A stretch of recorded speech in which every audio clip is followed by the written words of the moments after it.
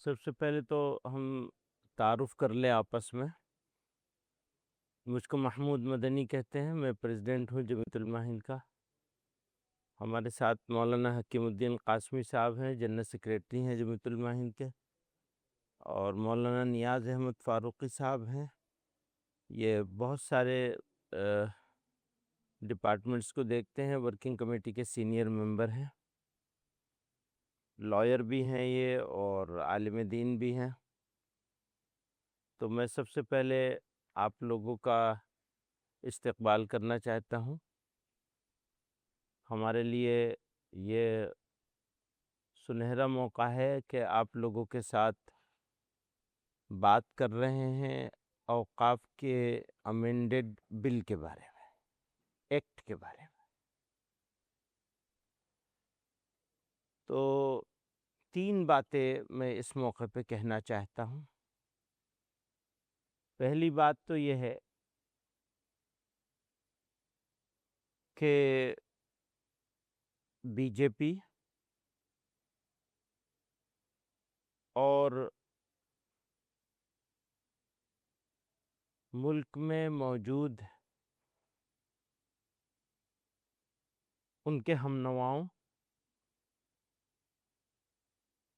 और हमारे मीडिया के बंधुओं के ज़रिए से, दोस्तों के ज़रिए से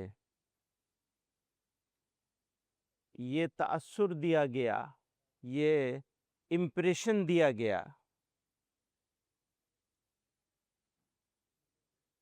कि इससे पहले का जो एक्ट था, अमेंडमेंट होने से पहले, वो अगर रहता तो जो चाहते वक्फ बोर्ड वाले कर लेते। हालांकि पहले भी जो वक्फ बोर्ड थे वो बाकायदा एक सिस्टम के तहत बनाए जाते थे। उसमें मुस्लिम सोसाइटी का कोई रोल नहीं होता था, न पहले होता था न आज है। वक्फ बोर्ड के कॉन्स्टिट्यूट करने में, बनाए जाने में सोसाइटी का कोई रोल नहीं कभी रहा, बल्कि पॉलिटिकल पार्टीज जो गवर्नमेंट बनाया करती थीं, वो गवर्नमेंट कॉन्स्टिट्यूट करती थी। सेंट्रल वक्फ काउंसिल बन रही है तो सेंट्रल गवर्नमेंट बना रही है, स्टेट के वक्फ बोर्ड बन रहे हैं तो स्टेट की सरकारें बना रही हैं।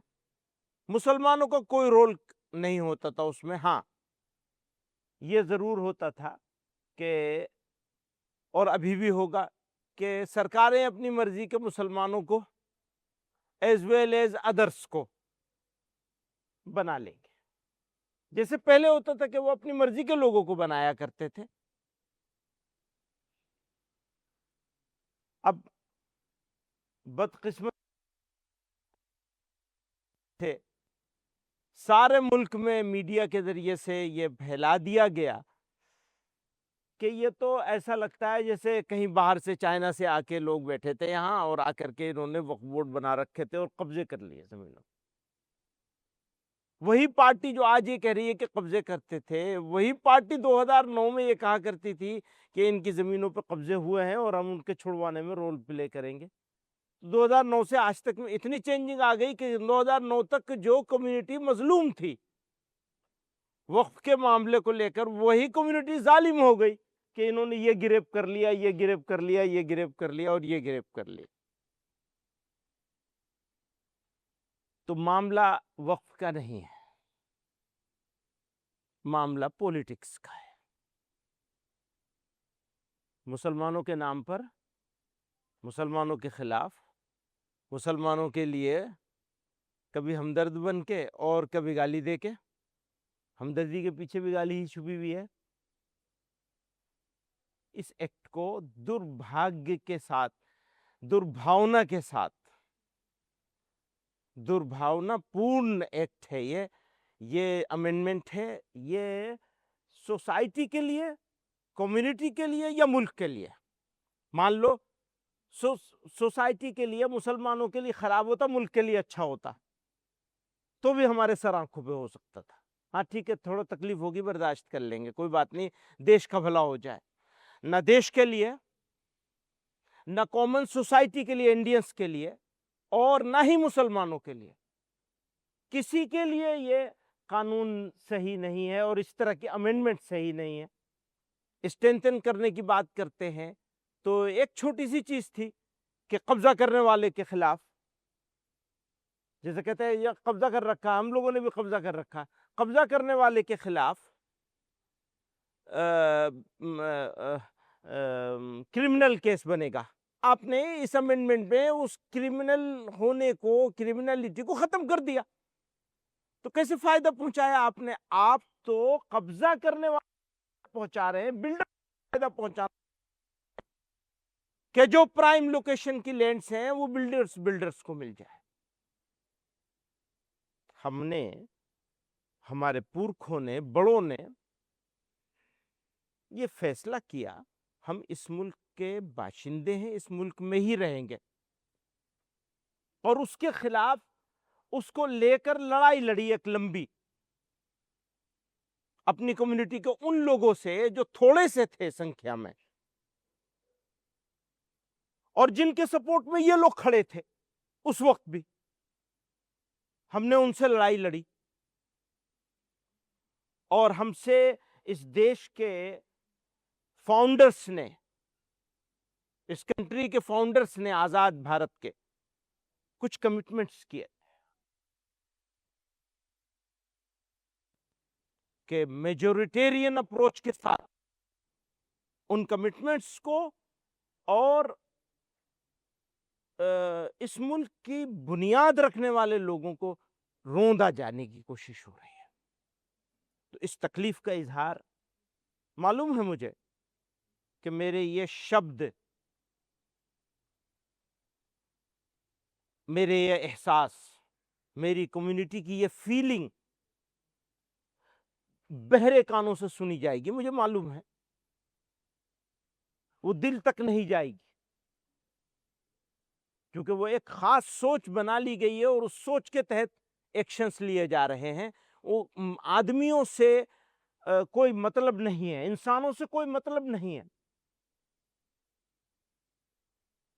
तो इसलिए वो कहते हैं कि भैंस के आगे बीन बजाओ, भैंस खड़ी पगुराए, हमारे यहाँ कहावत मशहूर है हिंदी की। तो सदा बसेहरा साबित होगी, लेकिन मेरी एक जिम्मेदारी है इस मुल्क के, इस हमारे इस देश के ऐसे नागरिक होने के वास्ते से वजह से हमारी एक जिम्मेदारी आई है, एक रिस्पॉन्सिबिलिटी हमारे ऊपर आई है कि हम गरीब कुचले ऐसे लोगों को जिन्हें साइडलाइन कर दिया गया,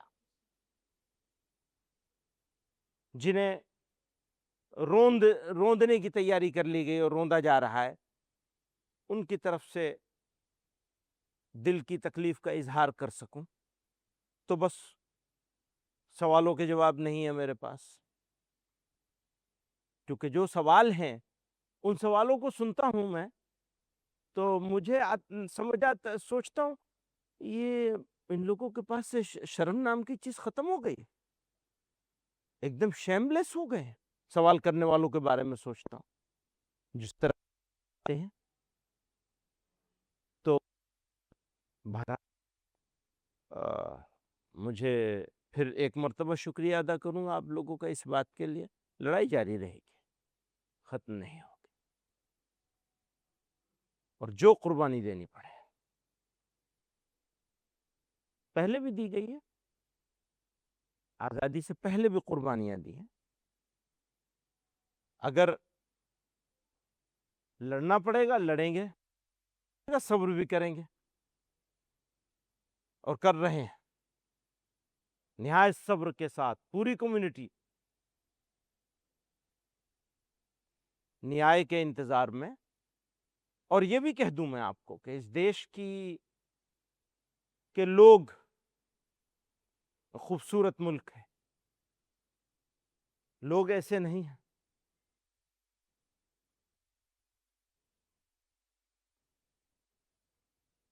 जो ये इस तरफ ले जाना चाह रहे हैं। तो हम अकेले नहीं हैं इसमें, ये भी यकीन है हमको। आप में से ही बहुत लोगों का हमको भी साथ मिलेगा, मुल्क का साथ मिलेगा। बदलेगा वक्त, सुबह भी होगी, हमेशा तो रात नहीं रहेगी, वक्त करवट लेगा। तो मैं इन्हीं अल्फाज के साथ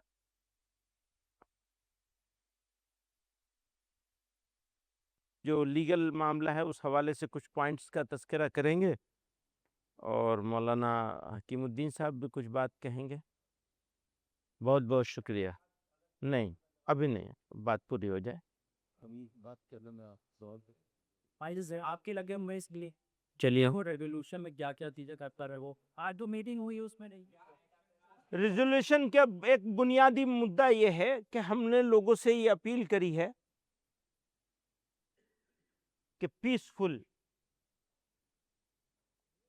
एहतजाज, प्रोटेस्ट, इसके हक का हर हाल में लोगों को इस्तेमाल करना चाहिए और इस एक्ट के खिलाफ हर लेवल पर, हर जगह पे प्रोटेस्ट होने चाहिए। एक बात ये कही गई है, चाहा गया है। दूसरा ये कि उसकी बहुत मजम्मत की गई है और हम ये समझते हैं कि जहां भी वायलेंस होगा, इस एक्ट के नाम पर हो या किसी नाम पर हो, वो वायलेंस तहरीक को कमजोर करेगा और वायलेंस किसी भी मसले का हल कभी नहीं हो सकता। इसलिए जो कुछ भी होना चाहिए पीसफुल होना चाहिए और जहां वायलेंस हुआ है हम उसकी मजम्मत करते हैं शिद्दत के साथ। मौलाना आपने कहा कि ये मुस्लिम बात सभी जगह की बात कर रहे हैं, कहीं भी अगर हो तो गलत है। लेकिन आपने कहा सबर एक हद तक की है, मतलब नहीं पैमाने नहीं, ये बात एक, हाँ, शहर आएगी, शहर आएगी। उसका यही मतलब है कि आज अगर लोग खामोश हैं तो कल को लोग खामोश नहीं रहेंगे, हमें मालूम है। आज अगर आप खामोश हैं तो कल आप खामोश नहीं रहेंगे। आप करवट लेंगे तो जमाना करवट लेगा। मीडिया की बात कर रहा हूं। ये कुछ प्लान किया या देखे तो जब बेस का कहाँ बोल टोली होने जमीयत उलमा का मेन रोल, हिस्टोरिकल रोल है हमारा। ये कोई भी तरह के ताइल में मुल्क के सामने कोई बड़ा सवाल आता है को मुल्क के लोगों को की सही रहनुमाई करना। अब ख़ास तौर से नौजवान जो तबका है उनको सही रास्ते पर रखना, ये हमारी बुनियादी जिम्मेदारी है। अभी ये जो ये वक्फ का मसला हुआ तो एक तो वक्फ के बारे में सवालात है, लेकिन इसके अंदर दो तीन बातें ऐसी पैदा हुई कि जिसने बहुत इस वक्त से बड़े मसाइल खड़े कर दिए हैं। जिस तरीके से कि वक्फ के सिलसिले में एहतजाज करने वालों को कुचला जा रहा है और उनकी जुबान बंद की जा रही है सिर्फ काली पट्टी लगाने पर जो कुछ हो रहा है, ऐसे में सवाल अब सिर्फ वक्फ का नहीं रह गया, डेमोक्रेसी वर्सेस डिक्टेटरशिप का सवाल पैदा हो गया। आपको मालूम है कि इमरजेंसी में क्या हुआ था? सबसे पहले हमारी जुबान पे पाबंदी लगाई गई थी। उससे बड़ा इस वक्त सवाल है कि किस तरीके से पूरे मुल्क के अंदर दहशत फैलाई जा रही है। ऐसे में हमारे लोग जो रिएक्ट करेंगे तो ये जरूरी है कि हम उनकी सही रहनुमाई करें। तो इसको, इस मुल्क के जो अवाम है, इतनी बड़ी तादाद है, उनको आप लाठी और डंडे के जरिए दबा नहीं सकते। ये कभी नहीं हुआ है और ना आइंदा होगा। तो हम इसको अपना फर्ज समझते हैं कि हम सही लोगों की सही रहनुमाई करें। तो एहतजाज तो होगा चाहे हुकूमत कुछ भी करे, एक तो पहली बात यह है। लेकिन इस एहतजाज के करने का तरीका क्या होगा, ये भी हमें अपने लोगों को क्लियर होना चाहिए।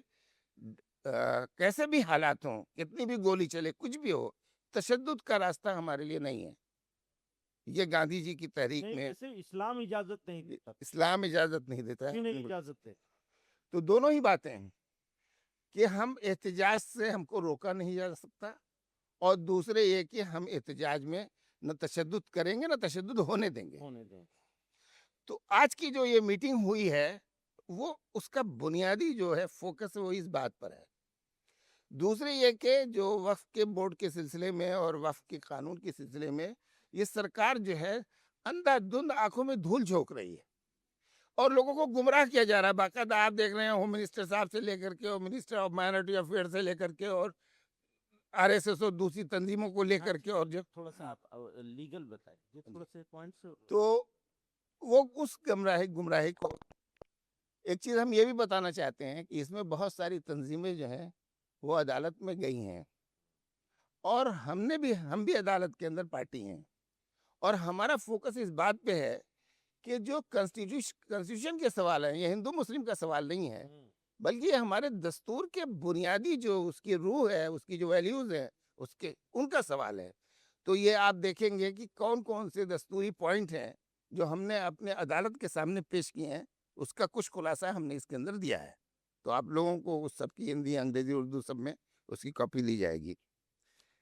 यही बात मुझे अर्ज करनी थी, बाकी और कोई सवाल नहीं। मौलाना महमूद साहब, और ये मामला उस तारीख को मौलाना महमूद था और असदुद्दीन ओवैसी साहब ने 19 तारीख को दारुल तनाम में हैदराबाद के कहा है कि वो मौलाना आरिफ के पुत्र रहमानी की क़यादत में मुस्लिम पर्सनल लोगों की क़यादत में मीटिंग करने जा रहे हैं। अब आपके यहाँ नहीं हुआ तो अलग अलग ये इंफरासी तौर पर सब करेंगे, इज्तिमाई तौर पर, यानी all India Muslim personal law board के अंदर आप लोग कोई तहरीक का आगाज करेंगे या ये अलग अलग? ये जहां जहां जिसको जो मौका मिलेगा करेगा और करना चाहिए। सबको अपने अपने हिसाब से अपनी अपनी ताकत, अपनी अपनी जरूरत, मौके के हिसाब से ताकत लगानी चाहिए। तो वो ठीक है, सब यहाँ जिसको जहाँ जो मौका मिले उसको करना चाहिए। ये किस प्लान कर रहे हैं कहाँ का? जी हाँ, कुछ कर रहे हैं। ने यही कहा कि ये वक्त एक्ट आया है या बन रही है तो अभी तो मैं सारी बातें इतनी सारी कह चुका हूँ, वो सब इसी के जवाब में, इसी बात के जवाब में क्या, इसी बात के जवाब में कहा है मैंने कि जो बातें वो सब कह रहे हैं वो हम तो आज भी अब इस पहले वाले एक्ट को भी हम चाहते थे कि और अच्छा होना चाहिए। गलत इतना वो उतना यूजफुल नहीं था जो कब्जे हो रहे हैं उनको हटाने के लिए। तो अपीजमेंट अब वो तो उनकी अपनी पॉलिटिक्स है, जैसा कि मैंने कहा, तो पॉलिटिकल पर लगातार ये कहता रहा कि हिंसा नहीं होनी चाहिए, शांतिपूर्ण प्रदर्शन। और 2 घटनाएं हम मेरे को मुजफ्फरनगर में गया कवर करने, वहाँ 300 लोगों को पट्टी बांधने पर नोटिस थी। लेकिन उससे विपरीत मुर्शिदाबाद पश्चिम बंगाल में ऐसी घटना हुई है कि कोई लोग वहाँ मारे जा रहे हैं, प्रदर्शन रुक नहीं रहा है, हिंसा 2 समुदायों में भी फैल गई है, असर तो नहीं हो रहा है। तो कहीं ना कहीं लोग तो शामिल हैं। ये वक्त के नाम पर शुरू होता रहता, देखिए कि आज एक कितना जिला जल रहा है। अब ये जो सवाल आप मुझसे कर रहे हैं ना, ये सवाल आपको होम मिनिस्टर से करना चाहिए, देश के होम मिनिस्टर से सवाल करना चाहिए। क्यों मुर्शिदाबाद जल रहा है, कौन रिस्पॉन्सिबल है इसके लिए? मुसलमान को, इसके लिए भी मुसलमान को रिस्पॉन्सिबल बना देंगे आप? आपसे सवाल भी रही है देखे कि आपने को कहा कि हिंदू मुसलमान तक सीमित नहीं है ये और कबिल, और ये सिर्फ मुसलमान इसीलिए नहीं पूरे देश के लिए बनना आपने, आप इसका से प्लुरलिक कभी बता दें कि कैसे कि देश के लिए समाज के लिए बताएं, मैंने बहुत सारी मिसाल दी हैं और उसमें मौजूद है जो आपको पर्चा दिया गया है। तो ये तो फैक्ट है कि ये सबके लिए नुकसानदेह है और किसी के फायदे के लिए नहीं किया गया है। ये किसी के फायदे के लिए नहीं किया गया है, ना मुसलमानों के फायदे के लिए, ना कॉमन सिटीजन्स के फायदे के लिए, ना देश के फायदे के लिए, किसी का फायदे के लिए नहीं। लेकिन मौलाना बहुत सारे मुसलमान हैं वो कह रहे हैं कि बहुत सही है, कि बहुत अच्छा आया, अलग अलग तंजीमों भाई जो इसको समझ रहे हैं आपके नजर में वो बहुत अच्छे लोग हैं, तो मुबारक हो आपको भी और उनको भी। शुक्रिया बहुत, थैंक यू। क्यों अच्छा कह रहा है मीडिया पे? हाँ वही मैं कह रहा हूँ ना, मुबारक हो उनको, किसी को अच्छा लग रहा है तो उन्हें मुबारक हो। आप कह रहे हैं कि तगदाद नहीं होना चाहिए, किसी तरह का हिंसा नहीं होना चाहिए। मुर्शिदाबाद के अंदर जहाँ पे हिंसा हुई है वहाँ पे कई बिरानों में बाकायदा वो पेपर्स जो कि एंटी वक्फ लॉ के अंदर जो है दिए गए वो मिलेंगे। तो जो ये प्रोटेस्ट हो रहा है ये हिंसक हो रहा है, हर जगह पर अब हिंसा फैल गई। आपको नहीं लग रहा है फिर इधर भी? आपको लग रहा है कि ये प्रोटेस्ट हिंसक हो रहा है, तो प्रोटेस्ट हो कहाँ रहा है ये तो बता दीजिए, हो कहाँ रहा है प्रोटेस्ट? जब ये और- मामला कोर्ट में था तो आप लोग थोड़ा और जब घूम नहीं सकते इतने जल्दी कैसी बात आप कर रही हैं? रुकना, जितना रुके हुए हैं इतना रुकना नहीं चाहिए था, रुकना ही गलत हो रहा है।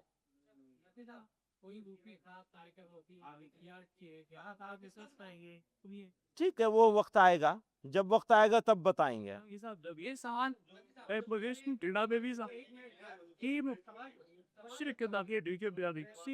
मामला ये मामला उनमें का है, वो भी किसे वो भी ऐसा हो जा रहा है कि सब जैसे कई जगहों पर कि हिंदू को पना मुसलमान न किया जा रहा, कई दफा परेशानी कैसे हो रही है, इसको लेकर आप क्या दोनों को समझाइए कि ये दिन फरमान ही बल्कि मुसलमानों का एक इक्तिल है इस पर। ठीक है, वो तो कौन बात है, जो पहले से कह रहे हैं कि हिंदुओं से इसका कोई मामले का लेना देना नहीं है, न इंडिया के आम लोगों से लेना देना है। मुसलमानों के प्रॉपर्टीज से रिलेटेड एक इशू है, उस इशू को गलत तरीके से डील किया जा रहा है, गलत तरीके से ज़बरदस्ती करके कानून बनाई जा रही है, मेजोरिटेरियन अप्रोच के साथ काम कर रहे हैं। तो अब और क्या कहेंगे, इससे ज़्यादा क्या कह सकते हैं?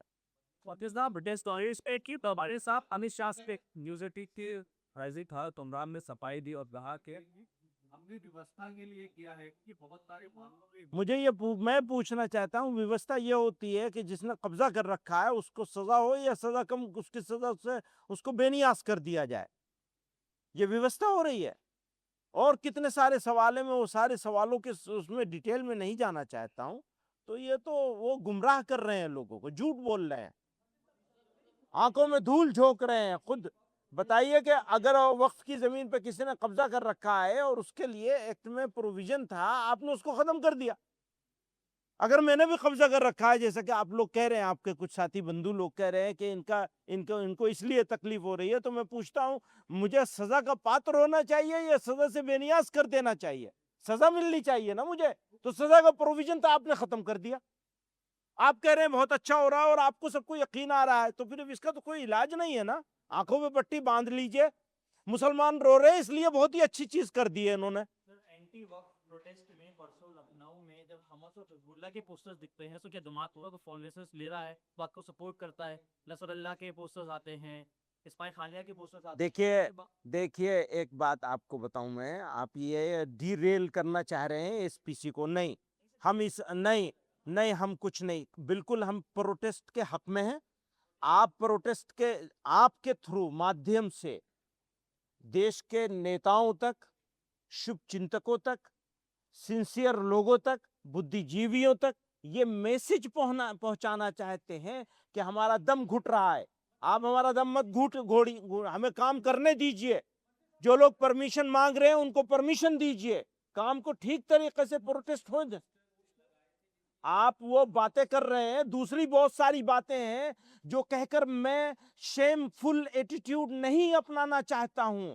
ये सवाल जिस तरह से खड़े किए जाते हैं, मैं उसको पहले कह चुका हूं कि ये बहुत शेमफुल है जिस तरह से सवाल खड़े किए जाते हैं। तो मुझे आप हिजबुल्लाह और हमास की तरफ आप डाइल्यूट मत कीजिए। आप करिए, शौक से करिए, बहुत शौक से करिए। आप जो कर सकते हैं वो करिए। आप मुबारक हो आपको। जो मुकालमा हो रहा है 2000 बढ़ता चला जा रहा है, कहीं इसको डाइवर्ट करने के लिए तो नहीं लाया गया है, आपको कंडीशन देखते ही है वक्त ठीक है, बहुत सारे डाइवर्जन है, बहुत सारी बातें हैं। उत्तर प्रदेश में काली पट्टी बांधी लोग तो उधर में हो गए, तो क्या उत्तर प्रदेश में आप बड़ा पाक कर रहे हैं कार्रवाई थोड़ा कब पीछे करो फिर देखेंगे, जैसी जरूरत होगी वैसा अभी कर। तो आप कह रहे प्रोटेस्ट के हक में प्रोटेस्ट करेंगे, लेकिन प्रोटेस्ट का स्वरूप क्या है? क्या आपको ये बहुत थैंक यू मध्य प्रदेश वाला अभी हो गया।